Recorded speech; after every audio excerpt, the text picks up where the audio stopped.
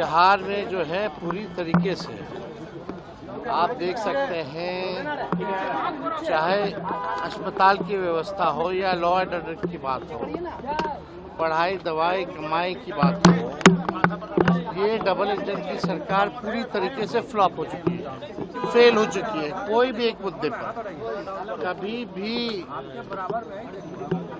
मुख्यमंत्री जी ने अफसोस नहीं जताया, इस बारे में वो चर्चा नहीं करते। अब पता नहीं कि उनको पता भी है कि नहीं घटनाओं का।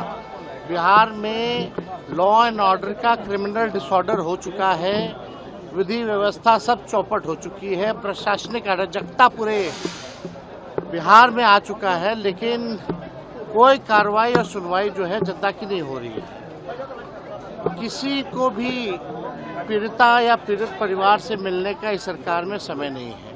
एक मुख्यमंत्री और दो उप मुख्यमंत्री, सब लोग जो है पॉलिटिकल कार्यक्रम में व्यस्त है, चुनाव में व्यस्त है।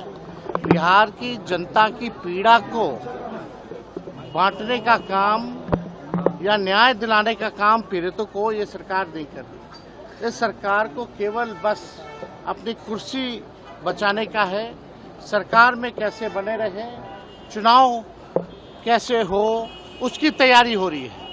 बिहार और बिहारियों की चिंता मौजूदा एनडीए सरकार, नीतीश कुमार जी हो या उनके दो उप मुख्यमंत्री हो, उनको एकदम नहीं है। और ये ऐसा कोई दिन नहीं है बिहार में जहां रेप ना हो रहा हो या गोलियां ना चल रही हो। आप तो देखे होंगे, बस सचिवालय के सामने फ्लाईओवर पे गोलियां चलाई जा रही हैं। क्या हो रहा है, क्या माहौल हो गया है। मुख्यमंत्री के घर के बाहर जो है गोलियां चलाई जा रही है।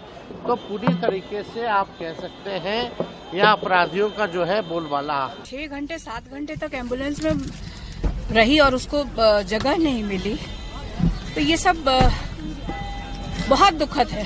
खासतौर पे एक महिला होने के नाते और एक माँ होने के नाते बहुत ने कहा है कि हम लोगों को इलाज नहीं दिया गया, वक्त पे खड़े रखा। मैं यही कह रही हूँ, यही मंगल व्यवस्था है यहाँ पे। आप देखिए जिस तरह से हॉस्पिटल में और खास तौर पे एक बच्ची के साथ बलात्कार की घटना घटी है और उसको अगर इस तरह की व्यवस्था, मतलब उसको जल्दी में मिलनी चाहिए थी, उसको जगह मिलनी चाहिए थी, उसको एडमिट कराना चाहिए था। तो लचर व्यवस्था है स्वास्थ्य का, लॉ एंड ऑर्डर एंड स्वास्थ्य दोनों का। सरकार तो दम भरती है कि लॉ एंड ऑर्डर और हेल्थ। देखिए बोलने में और जो दिखता है उसमें बहुत फर्क है। आप आए दिन आप सड़क पे आप गोली चलाते हुए लोगों को आप देख रहे हैं, तो किस तरह की लॉ एंड ऑर्डर। देखिए, आए दिन बिहार में इस तरह की घटनाएं घटती है और खास करके दलित महिलाओं के साथ में। इसके पहले भी आपने देखा होगा कि होली के दिन एक सामंती के द्वारा दलित महिला को कुचल के बाढ़ दिया गया और प्रशासन मुख्य दर्शक बन के बैठा रहा। यही कुढ़नी की घटना है, आज से 4-5 दिन पहले की घटना है कि वो बच्ची स्कूल से आ रही थी और कुछ असामाजिक तत्व के द्वारा उसको जबरदस्ती पकड़ के उसके बलात्कार किया गया। और जब वो लड़की उससे बलात्कारी को पहचान गई तब उसके लोगों ने प्रयास किया हत्या करने का, उसका गला काट दिया गया। फिर भी वो जीवित थी स्वयं में। यदि प्रशासन के लोग चाहते तो उसकी जान बच सकती थी। फिर उसको लाया गया और एम्बुलेंस लाने में 8 घंटा 9 घंटा समय लगा। फिर वहाँ के डॉक्टर ने पीएमसीएच पटना को रेफर किया और यहाँ आने के बाद भी उसको बेड नहीं मिला। ये बिहार के लिए बहुत ही दुर्भाग्यपूर्ण स्थिति है। तो अंग्रेज के ज़माने से भी बदतर स्थिति है बिहार में कि खासकर गरीब शोषित पीड़ित लोगों के लिए कहीं कोई न्याय नहीं है, अन्याय है। और पीएमसीएच में वो कराते रह गए और उसका देखभाल नहीं हुआ और इलाज के अभाव में उसकी मृत्यु हो गई। तो ये बहुत ही दुखद घटना है। और मैं तो ये कहूँगा कि बिहार में प्रशासन नाम की कोई चीज़ नहीं है।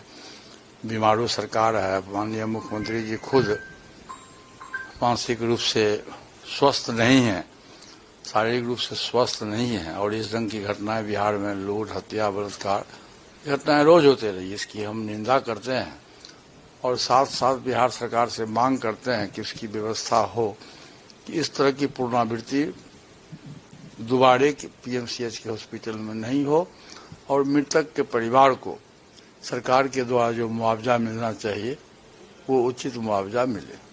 देखिए, कल्प्रिट को गिरफ्तार तो किया गया, ये काफी टाइम लगाया गया। ऊपर से जब परिवार एफआईआर कराने गया तो सबसे अहम बात है कि प्रशासन ने पहले उसको प्रश्रय नहीं दिया, उल्टा उन पर लाठियां चलाई गई। तो एक तो भय की स्थिति हमेशा से जो होती है, वो बच्ची की जो माँ है वो विडो है, उसके फादर नहीं है और काफी गरीब फैमिली है, दलित पासवान फैमिली है। तो एक तो ये होता है कि प्रशासन का कभी भी जो छत्र छाया है गरीबों के साथ नहीं है, दलितों के साथ नहीं है।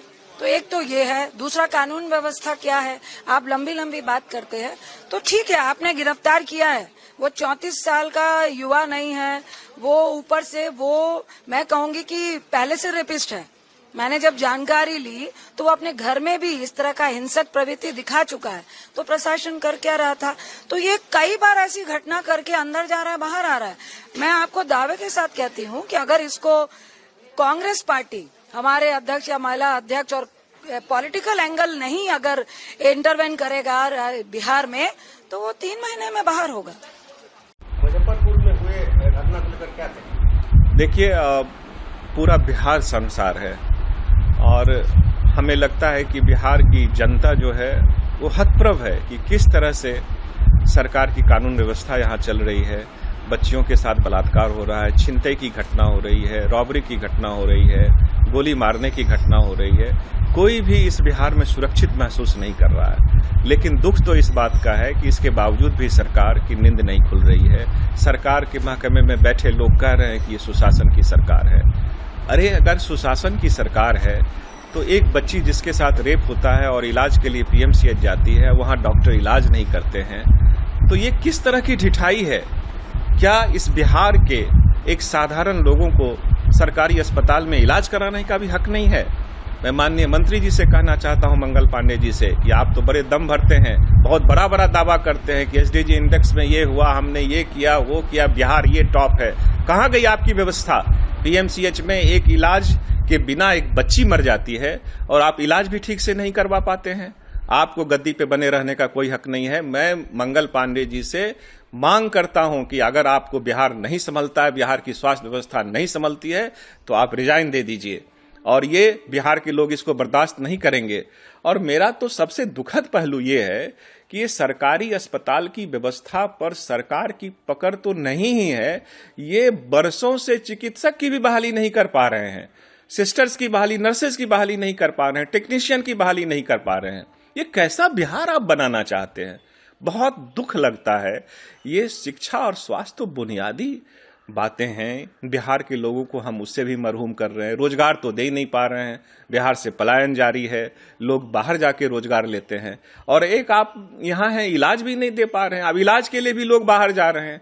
हमारा काफी पैसा सिलीगुड़ी जा रहा है, हमारे लोग दिल्ली जाकर इलाज करा रहे हैं। आप इलाज के मामले में लोगों का विश्वास नहीं जीत पा रहे हैं। माननीय मुख्यमंत्री जी, माननीय स्वास्थ्य मंत्री जी, मैं आपसे गुजारिश करता हूं बिहार के एक साधारण नागरिक होने के नाते कि आपको संवेदनशीलता दिखानी चाहिए और उन पीएमसीएच के उन डॉक्टरों पर और जो व्यवस्था में बने हुए लोग हैं उन पर कार्रवाई करने की जरूरत है, लीपापोती करने की जरूरत नहीं है। और अगर आप संवेदनशील हैं तो मैं यह भी उम्मीद करता हूं कि इस मामले में कार्रवाई होगी ताकि यह एक नजीर बन सके बिहार के अन्य सरकारी अस्पतालों के लिए कि वहां लोग इस तरह की बात ना कर सकें।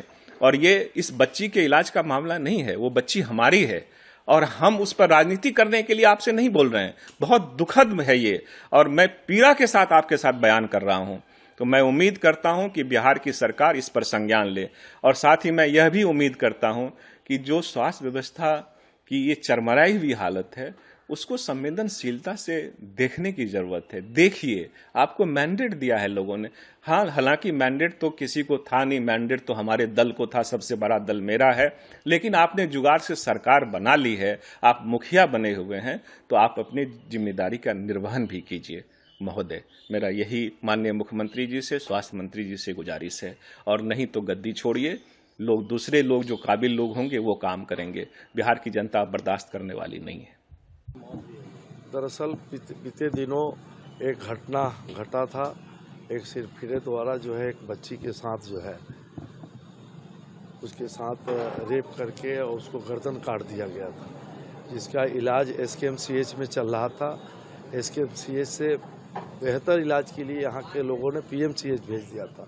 PMCH में हम लोग भर्ती भी करवाए, लेकिन अब उसकी मौत हो गई PMCH में, और कल उसका दाह संस्कार भी हो गया है। हम लोग जो दोषी व्यक्ति है, हमने SSP साहब को निर्देश किया है कि 10 दिनों में चार्जशीट दाखिल कर SPD ट्रायल चलाकर 2 महीना के अंदर में उसको फांसी की सजा दिलाने का काम करे, और बिहार सरकार के द्वारा जो 4 लाख रुपया मिलता है उसको कल तक उसको चेक मिल जाएगा। सुधरने में लगातार अपराध बढ़ रहा है, लेकिन प्रशासनिक स्तर पर कोई कार्रवाई जो है कि नहीं हो पा रही है। देखिए, कार्रवाई तो हुई है, तब तो पकड़ाया है, दोषी तो पकड़ाया है। अब कोर्ट को हम लोग जल्दी से जल्दी चाहते हैं कि उस पीड़ित परिवार को न्याय मिले, और हमारे SSP साहब बोले हैं कि 2 महीना के अंदर SPD ट्रायल चलवा करके हम उसको दोषी को हम सजा, कड़ा से कड़ा सजा, फांसी तक हम लोग दिलवाने का काम करेंगे। It is happening repeatedly in Bihar and all over India. So the sad part is, if this girl was given the medical attention at the right time, she would have been saved. She would have been saved. That is the most important thing. 5 days she was in Muzaffarpur. When she came to AIMS, they did not take her. They said, no, we need this specialist, that specialist. Then they took her to the Patna Medical College, and there she waited in the ambulance for 5 hours.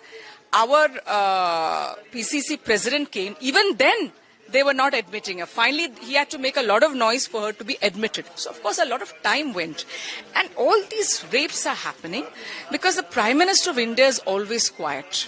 He says, Beti Bachao, Beti Padhao. But when his members of parliament like Brij Bhushan Sharan Singh has cases against, as allegations, strong allegations from world-famous wrestlers, the Prime Minister keeps quiet. So 2 things comes to my mind, which I will never forget, is when our wrestlers were protesting outside and the new parliament was inaugurated and Brij Bhushan Sharan Singh sitting inside and the wrestlers protesting outside. They were beaten, arrested by Amit Shah's police. And the other thing is Bilkis Bano, the horrific rape which happened. Her rapists were released, they were garlanded, and they were invited to do prachar, campaign for the BJP in the Gujarat election. So if the Prime Minister of this country keeps quiet on the rapes in Manipur, he was quiet, he changes the governor, Anusuya Ji, because of this, that is the issue.